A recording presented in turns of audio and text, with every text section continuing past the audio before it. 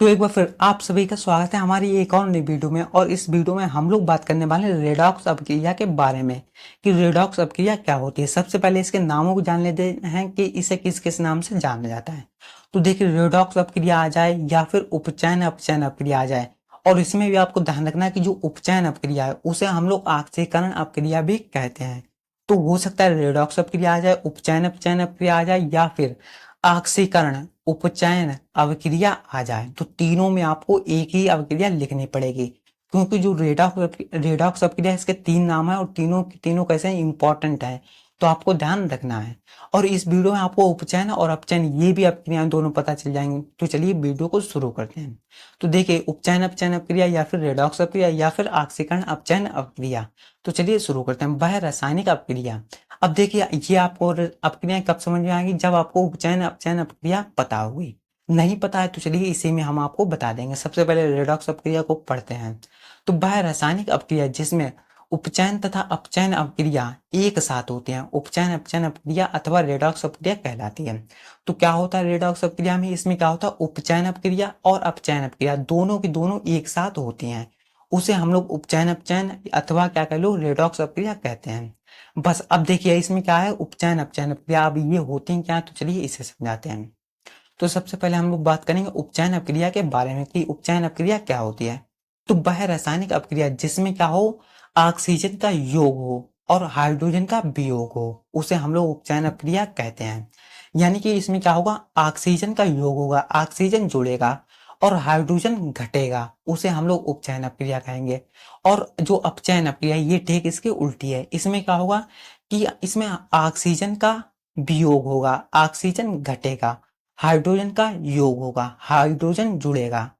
तो वह रासायनिक अपक्रिया जिसमें ऑक्सीजन का वियोग और हाइड्रोजन का योग होता है, उसे हम लोग अपचयन अपक्रिया कहते हैं। एक लाइन में समझिए उपचयन अपक्रिया क्या, ऑक्सीजन जुड़ेगा, हाइड्रोजन घटेगा।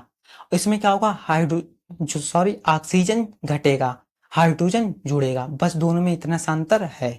अब चलिए बात कर लेते हैं रेडॉक्स अपक्रिया की। तो वह रासायनिक अपक्रिया जिसमें उपचयन अपचयन दोनों अपक्रियाएं एक साथ होंगी, उसे हम लोग उपचयन अपचयन अपक्रिया कहेंगे, यानी कि रेडॉक्स अपक्रिया कहेंगे।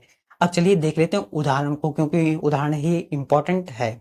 तो चलिए देखते हैं। तो देखिए, हमारा ZnO यानी कि जिंक ऑक्साइड है, और इधर हमने सी यानी कि कार्बन लिया, दोनों को आपस में मिलाया, मिलाने पर हमारा जिंक बना और कार्बन मोनो ऑक्साइड बना हमारा। अब देखिए, इसमें क्या हुआ, ZnO था हमारा, और क्या रह गया जाके, हमारा Zn रह गया जाके। इसमें क्या हुआ, हमारा ऑक्सीजन जो था उसका क्या हुआ, हमारा उसका क्या हो गया जाके, वियोग हो गया जाके। यानी ऑक्सीजन जो था उसका वो क्या था, हमारा घट गया। ओ इधर क्या था, जुड़ा हुआ था, और इधर हमारा हट गया, यानी क्या हुआ, वो घट गया, उसका वियोग हो गया। और ऑक्सीजन का वियोग किस में होगा, अपचयन अपक्रिया में। तो हमने यहाँ पे लिख दी, यानी यहां से यहां तक इसमें क्या हुआ, अपचयन अपक्रिया हुई है। तो हमें बताना पड़ेगा कि किसमें अपचयन अपक्रिया हुई और किसमें उपचयन अपक्रिया हुई, इसलिए लिख दिया गया।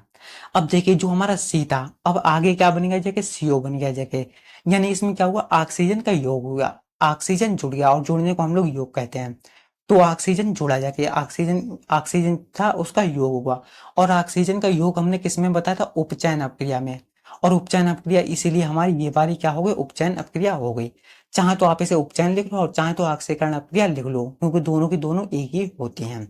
तो इसमें क्या हुआ, इस पहले इसमें क्या हुआ, ऑक्सीजन का वियोग हुआ, तो ये हमारी अपचयन अपक्रिया हो गई, और इसमें ऑक्सीजन का योग हुआ, इसलिए ये हमारे उपचयन अपक्रिया हो गई।